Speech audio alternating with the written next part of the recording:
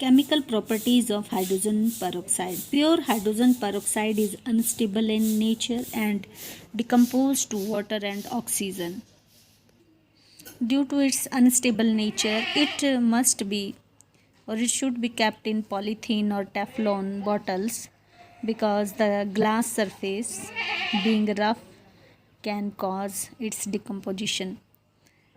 तो ग्लास की बॉटल्स में इसको नहीं डाल के रखना है, इनको हम पॉलीथीन या टेफ्लॉन की बॉटल्स में डाल के रखते हैं क्योंकि ये अभी हमने बताया कि ये डिकम्पोज्ड हो जाता है वाटर और ऑक्सीजन में। अगर हम ग्लास बॉटल ही यूज़ कर रहे हैं तो they must be coated with wax to avoid decomposition by the light, या फिर बॉटल्स जो हैं दे मस्ट बी कलर्ड। और अगर बॉटल्स ही यूज़ करनी है तो हम इनहिबिटर्स या स्टेबलाइज़र्स भी डाल सकते हैं, जैसे फॉस्फोरिक एसिड या ग्लिसरॉल। तो इसे हमने हाइड्रोजन पेरोक्साइड में डालना है जिससे डिकम्पोजिशन जो है हाइड्रोजन पेरोक्साइड की नहीं होगी। Acidic nature. Pure hydrogen peroxide is weak acid and it dissociate into hydronium ion and hydroperoxide ion. These hydroperoxide ion further combined with water molecule to form hydronium ion and peroxide ion. So it form two type of salt. For example, when react with sodium hydroxide, it forms sodium hypoperoxide, that is acidic salt, and also formed sodium peroxide, which is normal salt.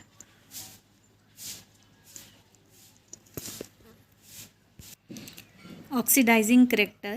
Hydrogen peroxide act as oxidizing agent both in acidic as well as in alkaline solution. In acidic medium, hydrogen peroxide hydrogen ion और electron लेके ये convert हो जाएगा H2O में, और base में hydrogen peroxide base से OH के OH और इलेक्ट्रॉन लेके हाइड्रोनियम आयन में ये चेंज होगा।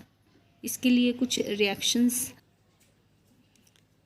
हाइड्रोजन पेरोक्साइड ऑक्सीडाइज एसिडिफाई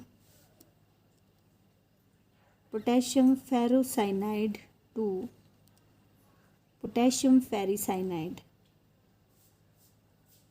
तो इस तरह से potassium ferrocyanide acidified medium sulphuric hydrogen peroxide हम ले रहे हैं, तो ये फेरोसाइनाइड से इसको फेरिसाइनाइड में चेंज कर देगा। पोटेशियम फेरिसाइनाइड, साथ में यहाँ पोटेशियम सल्फेट और H2O निकलेगा। Hydrogen peroxide liberate iodine from acidify solution of potassium iodide. यहाँ से पोटेशियम आयोडाइड से इसमें से ये आयोडीन को यहाँ से अलग कर देगा इस तरह से।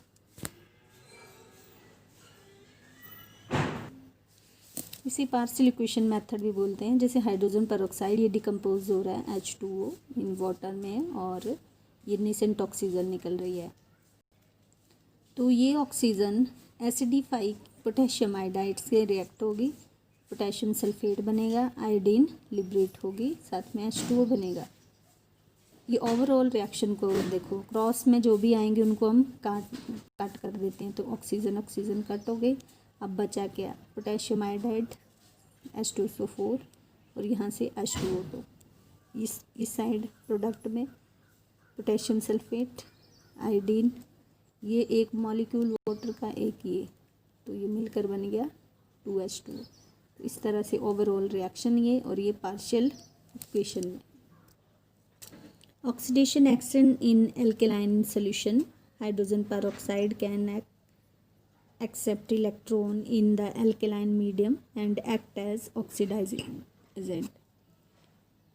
इस तरह से हाइड्रोजन पेरोक्साइड जो एल्केलाइन मीडियम है वहाँ इलेक्ट्रॉन लेगा और यहाँ ये ऑक्सीडाइजिंग एजेंट ये काम करेगा। देख कैसे करेगा, एग्जाम्पल लेते हैं हम।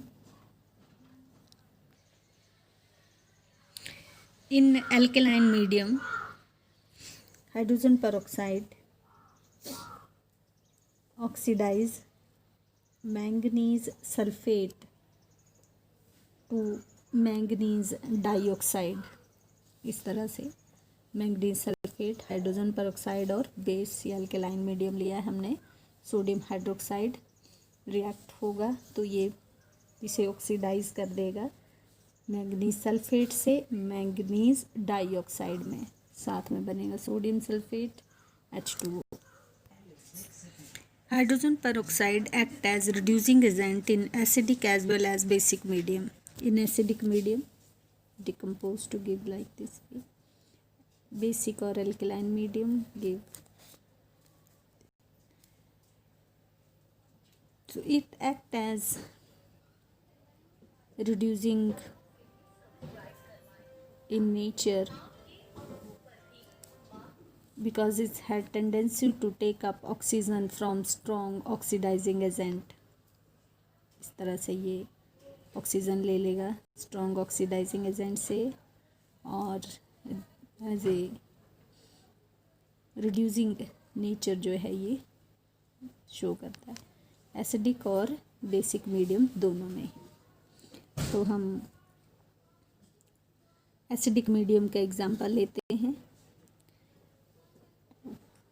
ये hydrogen peroxide acidify potassium permanganate solution को कलरलेस मैंगनीज सल्फेट में कन्वर्ट कर देता है। पिंक कलर जो कि MnO4 का है वो चेंज होकर कलरलेस हो जाएगा जैसे ही आप ये रिएक्शन होगा। तो MnO4 सल्फ्यूरिक एसिड और हाइड्रोजन peroxide को मिलाएंगे तो पोटेशियम सल्फेट मैंगनीज सल्फेट बनेगा। पहले कलर ये पिंक होगा, बाद में रिएक्शन पर ये कलरलेस हो जाएगा।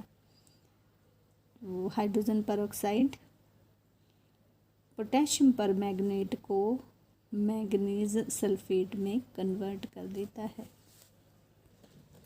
नेक्स्ट रिएक्शन जो रिड्यूसिंग नेचर को बताता है, पोटेशियम डाइक्रोमेट जो कि ऑरेंज कलर का है, जब हम hydrogen peroxide acidify means sulphuric acid साथ में लिया है के साथ रिएक्शन करवाते हैं तो ये ऑरेंज कलर से इसका कलर ग्रीन में चेंज हो जाएगा due to the formation of chromium sulphate salt.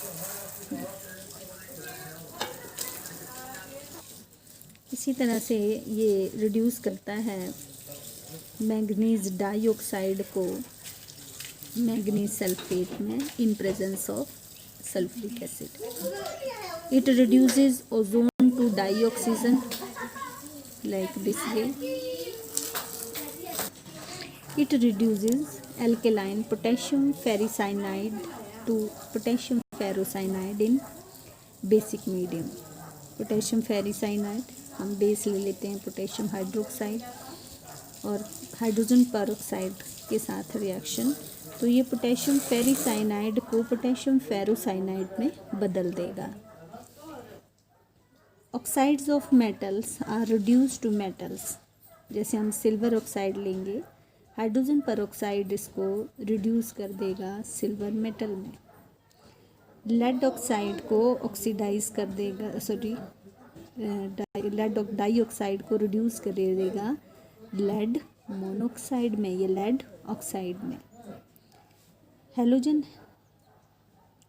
को ये हैलाइड आयन में कन्वर्ट कर देगा। जैसे क्लोरीन है, हाइड्रोजन peroxide बेसिक मीडियम लिया है या हम सोडियम हाइड्रोक्साइड यहाँ डाल देते हैं तो ये क्लोरीन से इसको क्लोराइड आयन में बदल देगा। Bleaching agent hydrogen peroxide act as bleaching agent due to release of nascent oxygen. इस तरह से ये नेसेंट ऑक्सीजन देता है इसलिए ये ब्लीचिंग एक्शन का भी काम करता है और इसकी ब्लीच जो है दैट इज़ परमानेंट, एक बार हो गया फिर दोबारा से उसमें कलर नहीं आएगा ड्यू टू ऑक्सीडेशन। ये ब्लीचिंग एक्शन इसका होता है। तो it oxidises the colouring matter to colourless product. कोई भी कलरिंग मैटर है तो उसको ये कलरलेस में चेंज कर देगा। Hydrogen peroxide is use to bleach delicate material जैसे सिल्क, वुल या फेदर्स एटसेट्रा।